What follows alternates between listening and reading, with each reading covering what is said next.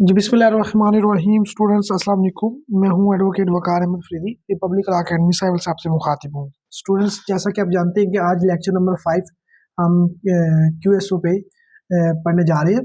ठीक है, मेरा नाम वकार अहमद फरीदी है। जैसा कि मैंने आपको बताया कि रिपब्लिक लॉ अकेडमी से आपसे मुखातिब हूँ और हम एडीपीपी, डीडीपीपी, सिविल जज, लैट, गैट सब की तैयारी करवाते हैं।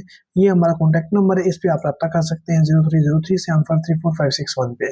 ठीक है, आइए जी, आज हम लेक्चर नंबर 5 करते हैं। लेक्चर नंबर 5 इस पे है कि आर्टिकल 15 जो है, इसको आर्टिकल 15 से हम शुरू करेंगे, क्योंकि आर्टिकल जो 14 तक जो है ना, हम पिछले 4 लेक्चर्स में पढ़ चुके हैं। अब हम करेंगे आर्टिकल 15, 16, 17। आपका चैप्टर कंप्लीट हो जाएगा जब हम 17 तक पढ़ लेंगे, आर्टिकल 17 तक, तो आपका जो चैप्टर 2 जो है वो कंप्लीट हो जाएगा। ठीक है, विटनेसेस का। आइए आगाज करते हैं आर्टिकल 15 से। आर्टिकल 15 कहता है कि विटनेस नॉट एक्सक्यूज्ड, विटनेस को इस बात का यानी कि छूट नहीं मिल जाएगी फ्रॉम आंसरिंग, आंसर देने से, ऑन ग्राउंड, इस ग्राउंड पे कि दैट आंसर विल क्रिमिनेट, के जो आंसर अगर करेगा तो वो अक्यूज ठहराएगा। ठीक है, आंसर करेगा अगर किसी सवाल का, अगर किसी को कोर्ट उसको सवाल करती है तो एज ए विटनेस के तौर पर पेश होता है, तो अब वो कहता है कि सर मैं इसका जवाब नहीं दूंगा, क्योंकि मैं अगर जवाब दूंगा तो मैं इसको यानी कि क्रिमिनेट होता हूँ, मतलब कि अक्यूज बनता हूँ। ये आंसर देने से, जवाब देने से मैं मुल्ज़म बनता हूँ, तो मैं आंसर नहीं दूंगा। इस बुनियाद पे कि वो मुल्ज़म बनता है, वो यानी कि इस आंसर देने से छूट नहीं है उसको, आंसर उसको फिर भी देना पड़ेगा। ठीक है, आगे पढ़ते हैं जी। A witness shall not be excused, witness को कोई राइट नहीं है फ्रॉम आंसरिंग, आंसर देने से, any question as to any matter, कोई भी matter relevant to the matter in issue, in any suit और इन एनी सूट और इन एनी सिविल और क्रिमिनल प्रोसीडिंग, किसी भी सिविल और क्रिमिनल प्रोसीडिंग में, सूट में, कोई भी मैटर जो रेलिवेंट है उसमें अगर किसी उससे क्वेश्चन पूछा जाता है, ठीक है ना, तो वो उसको आंसर देना पड़ेगा। ठीक है ना, उसको कोई एक्सक्यूज आंसर नहीं है। अपॉन द ग्राउंड, इस ग्राउंड पे कि the answer to such questions will incriminate, कि अगर वो इस सवाल का जवाब देता है तो वो उसको यानी कि आंसर क्या करेगा, उसको मुल्ज़म बना देगा, इस बुनियाद पे कि वो उसको यानी कि कोई राइट नहीं है, उसको जवाब देना पड़ेगा। Or may tend to directly और इनडायरेक्टली टू क्रिमिनेट, चाहे उसको वो डायरेक्टली उसमें उसका आंसर जो है वो क्रिमिनेट करते हैं, चाहे इनडायरेक्टली करते हैं। ठीक है ना, सच विटनेस को आर दैट, या आगे लिखा हुआ है या, दैट इट वाज एक्सपोज, या इसको एक्सपोज कर दे, अटेंड डायरेक्टली और इनडायरेक्टली टू एक्सपोज कर दे सच विटनेस को। ठीक है, सच विटनेस को टू पेनल्टी और फॉरफीचर ऑफ एनी काइंड, मतलब कि उसने कहा है कि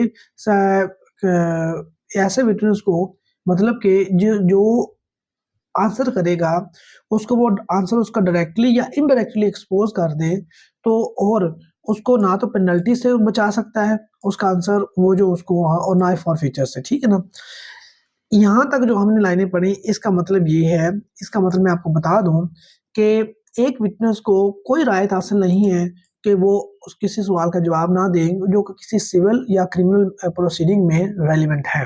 ठीक है ना, वो इस ग्राउंड पे जवाब ना दे कि ये अगर मैं जवाब देता हूँ तो मैं फंसता हूँ, ये कोई ग्राउंड नहीं है। ठीक है ना, चाहे वो डायरेक्टली उसको यानी कि उसको उस पर इल्ज़ाम हो, या इनडायरेक्टली हो, ठीक है ना, इन्वॉल्व होता हो, या ये जो आंसर है उसको एक्सपोज कर दे, डायरेक्टली या इनडायरेक्टली एक्सपोज कर दे सच विटनेस को टू अ पेनल्टी और फॉरफीचर ऑफ एनी काइंड, उससे कि उसको पेनल्टी हो सकती है या फॉरफीचर हो सकता है, उससे कोई चीज़ उससे ली जा सकती है।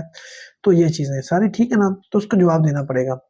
आगे provided that no such answer, sorry, no such answer which witness shall be compelled to give, which a witness shall be compelled to give, अगर किसी विटनेस को कंपेल किया जाता है कि आप आंसर दें, ठीक है ना, ऐसा, shall be subject to any arrest or prosecution, उसको किसी भी, उसको ना तो अरेस्ट किया जाएगा और ना ही उसको प्रोसिक्यूट किया जाएगा, उस पर खिलाफ कोई केस चलेगा।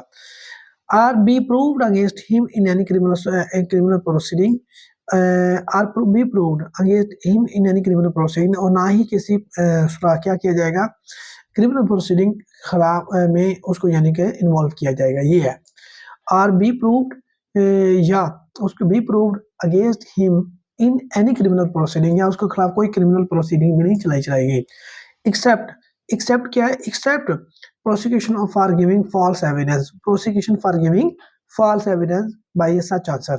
अगर वो झूठी यानी कि एविडेंस देता है तो फिर उसके खिलाफ मुकदमा चलाया जा सकता है, प्रोसिक्यूशन चलाई जा सकती है। ठीक है, आगे पढ़ते हैं जी। एमसीक्यू नंबर 1, एमसीक्यू नंबर 1 कहता है कि विटनेस क्या आ जाएगा, shall not be excuse, may not be excuse, be excuse आएगा। Witness shall not be excuse from answering, के ऊपर हमने पढ़ा है शैल नॉट बी एक्सक्यूज आएगा, शैल नॉट बी एक्सक्यूज मैंने हाईलाइट भी किया हुआ है। Witness shall not be excuse, ठीक है ना, ए ऑप्शन ठीक है जी इसका।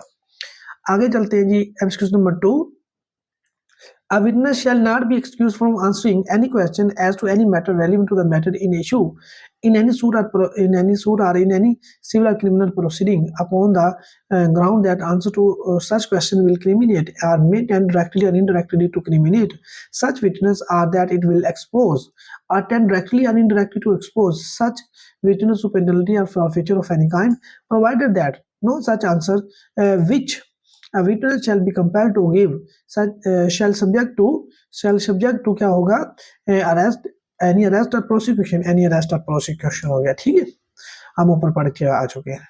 A witness shall not be excused from answering any question, किसी भी विटनेस को यानी कि कोई एक्सक्यूज आंसर नहीं है किस बात की, यहाँ से पढ़ लेते हैं। Provided that no such answer which a witness shall be compelled to give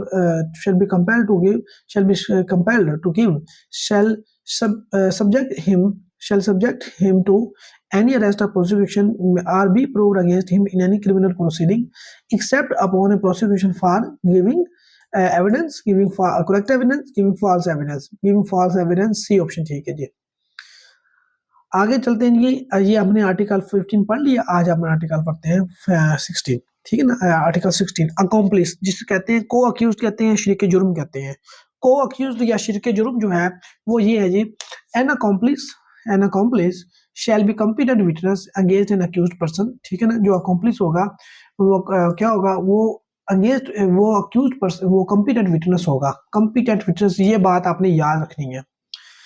accomplish क्या होगा, वो शरीक जुर्म जो है वो क्या होगा, कॉम्पिटेंट विटनेस होगा अगेंस्ट एन अक्यूज्ड पर्सन, किसी भी अक्यूज्ड पर्सन जो उसका यानी कि जिसके साथ उसने जुर्म किया है। ये देखिए ए और बी दोनों है, ये दोनों मिलकर कोई ऑफेंस करते हैं। अब ए बी के लिहाज से कॉम्प्लिस है, बी ए के लिहाज से कॉम्प्लिस, ठीक है ना, शरीक जुर्म है। तो उसने कहा कि an accomplice shall be competent witness, ये कॉम्पिटेंट विटनेस होगा किसके अगेंस्ट एन अक्यूज्ड पर्सन, जिसने कोई जिस पर इल्जाम है, जो मुलजिम है उसके, accept in the case of an offence punishable with हद। हाँ, पनिशेबल है, जो ऑफेंस जो पनिशेबल विद हद है उसमें या हदूद केसेस में ये कॉम्पिटेंट नहीं होगा। एंड कन्विक्शन जो होती है, इस कन्विक्शन होगी इज नॉट इलीगल, इलीगल नहीं होगी, मतलब कि लीगल होगी merely because it proceeds upon the uncorroborated testimony of an accomplice. वो कह रहा है कि जो कन्विक्शन है वो इलीगल इस बात पे नहीं हो जाएगी कि ये अनकॉरबोरेटेड टेस्टिमनी ऑफ अकॉम्प्लिस है, कि ये अकॉम्प्लिस जो है ना शरीक जुर्म, उसकी यानी टू टेस्टिमनी है वो अनकॉरबोरेटेड है। ये इस बात पे कि इसको तो corroborate ही नहीं किया गया, इसको कड़ी से कड़ी मिलाई नहीं गई, तो इस बात पे यानी क्या हो जाएगी, यानी कि जो इसकी कन्विक्शन होगी ना अकॉम्प्लिस की एविडेंस पे, वो इलीगल नहीं हो जाएगी। ठीक है ना, ये आपने याद रखना है। एमसीक्यू नंबर 4 करते हैं, an accomplice shall be a competent witness, shall be a competent witness, B option ठीक है जी इसका। आगे an accomplice shall be a competent witness against the accused person except in the case of an offense punishable with had, punishable with क्या आ जाएगा, punishable with had आएगा। जो एक्सेप्ट है ना, एक्सेप्ट में जो हदूद केसेस में उसमें अकॉम्प्लिश नहीं आएगा। ठीक है ना, उसमें जो अकॉम्प्लिश कॉम्पिटेंट नहीं होगा। एमसीक्यू नंबर 6 करते हैं जी, एन कन्विक्शन इज क्या है, a conviction is not illegal, C option ठीक है, is not illegal merely because it is uncorroborated testimony of the accomplice। ठीक है जी, आप पढ़ते हैं जी आर्टिकल 17 जो कि बहुत इंपॉर्टेंट है, इसको भी कर लेते हैं। 16 भी बहुत इंपॉर्टेंट जो मैंने आपको करवाया। ठीक है, कॉम्पिटेंसी विटनेस की and the number of witness कितने होंगे, नंबर, और ये कौन डिटरमिन करेगा, ये आर्टिकल 17 हमें बताते हैं। ये क्या कहता है, the competency of a person to testify, एक के देखना कि पर्सन जो है वो टेस्टिफाई गवाही दे सकता है कि नहीं दे सकता, ये कॉम्पिटेंसी उसकी डिटरमिन करना कौन करेगा, कोर्ट करेगी। And the number of the witnesses, जो नंबर ऑफ द विटनेस जो है वो कौन कितने रिक्वायर्ड है इन एनी केस में shall be determine in accordance with the injection of Islam. Injection of Islam के मुताबिक, यानी इस्लाम की तालीमात के मुताबिक उसको डिटरमिन किया जाएगा, उसकी कॉम्पिटेंसी और नंबर को, as laid down in the holy Quran and Sunnah, जैसे कि कुरान और सुन्नह में बताया गया है। 2. Unless otherwise provided in any other law for the time any other law relating to the enforcement of hudud or any special law। हाँ, अगर किसी हदूद लाज में नंबर ऑफ विटनेस या उसकी कम्पिटेंसी बताई है, या स्पेशल लॉ में नंबर ऑफ विटनेस और उसकी कम्पिटेंसी बताई है, तो फिर उसको फॉलो किया जाएगा। ठीक है। In matters pertaining to the financial future obligation, अगर मामला जो है वो क्या है, फाइनेंशियल और फ्यूचर ऑब्लिगेशन के रिलेटेड है। इफ रिड्यूस टू राइटिंग, अगर उनको यानी कि लिखा जाता है, तो ऐसा इंस्ट्रूमेंट जो होगा शैल बी अटेस्टेड, उसको टेस्ट किया जाएगा बाय 2 men और 1 man एंड 2 women। ठीक है, 2 आदमी उसको टेस्ट करेंगे। अगर 2 आदमी नहीं है तो फिर 1 आदमी और 2 औरतें करेंगे उसको। ठीक है ना, so that one may remind the other, उसको याद करा सके अगर जरूरी हो तो। ठीक है ना, आगे the evidence shall be led accordingly, उसके मुताबिक एविडेंस ली जाएगी।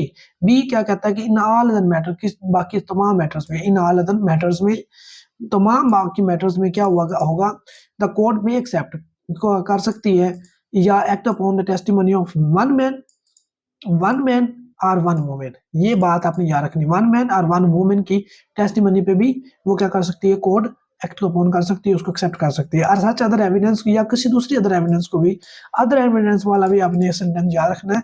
As the circumstances of the case may warrant. ठीक है ना, as the circumstances of the case may warrant, मतलब कि कोर्ट क्या करेगी, जो कुरान और सुन्नह में बताया कि उसके मुताबिक डिटरमिन करेगी विटनेस और उसकी कॉम्पिटेंसी को, नंबर को। या अगर फाइनेंशियल और फ्यूचर ऑब्लिगेशन का मामला है तो उसमें 2 आदमी होंगे, 2 आदमी नहीं है तो 1 मैन और 2 वुमेन की उसको टेस्ट करेंगे, गवाही होगी। और अदर तमाम मैटर्स में कोर्ट एक्सेप्ट कर सकती है 1 मैन की और 1 वुमेन की। ठीक है, और इसके अलावा सच अदर एविडेंस में as the circumstances of case may warrant, और इसके अलावा कोई भी एविडेंस एक्सेप्ट कर सकती है जो कि कोर्ट समझती है सर्कमस्टेंसेस के मुताबिक केस के। ठीक है ना, वो सीसीटीवी फुटेज भी हो सकती है, वो वीडियो भी हो सकती है, जो भी मामला है। ठीक, आगे एमसीक्यू नंबर 7 पढ़ते हैं जी। The competency of the person to testify and the number of the witness required in any case shall be determined in accordance with the injunction of Islam. ये ऑप्शन ठीक है जी। ठीक है ना, आगे the competency of the person, हम इसको नंबर 8 करते हैं। The competency of the person to testify and the number of the witness required in any case shall be determined in accordance with the injunction of Islam as laid down in the holy Quran and Sunnah unless otherwise provided in the law relating to the enforcement of hudood. Enforcement of hudood, आगे B option क्या है, enforcement of law, enforcement of orders. क्या आ जाएगा option, enforcement of हदूद। हदूद लाज में अगर वो क्या है, हदूद लाज में बस प्रोवाइडेड इन रिलेटेड टू, हाँ, हदूद लाज में अगर प्रोवाइडेड है तो फिर उसको मुताबिक देखा जाएगा, या स्पेशल लाज में। ठीक है ना, यहाँ पे हदूद लाज आना है, इन्फोर्समेंट ऑफ हदूद। ठीक है ना, ये ऑप्शन ठीक है। एमसीक्यू नंबर 9 क्या कहता है, द कोर्ट में एक्सेप्ट, कोर्ट एक्सेप्ट कर सकती है or act upon the testimony of 1 man और 1 वुमेन, 1 मैन और 1 वुमेन। ये सी ऑप्शन ठीक है जी। आगे जी MCQ number 10, in matters pertaining to the financial और future obligation if reduce to writing the instrument shall be attested by 2 men and or अन लफ्ज उसके बाद आर, या 1 मैन एंड 2 वुमेन। ये ऑप्शन ठीक है जी। बात जी, यहाँ पे आपका सिलेबस जो लेक्चर है वो खत्म हुआ। यहाँ पे आपने ये लेक्चर नंबर जो 5 है, आपने इसको अच्छी तरह से सुन लेना। यहाँ पे आपको समझ नहीं आई, आप इसको बार बार देखें। ठीक है जी, बहुत शुक्रिया, थैंक यू वेरी मच। अल्लाह हाफिज़। लेक्चर नंबर 6 में हम मिलते हैं आपको। थैंक यू वेरी मच, अल्लाह हाफिज़।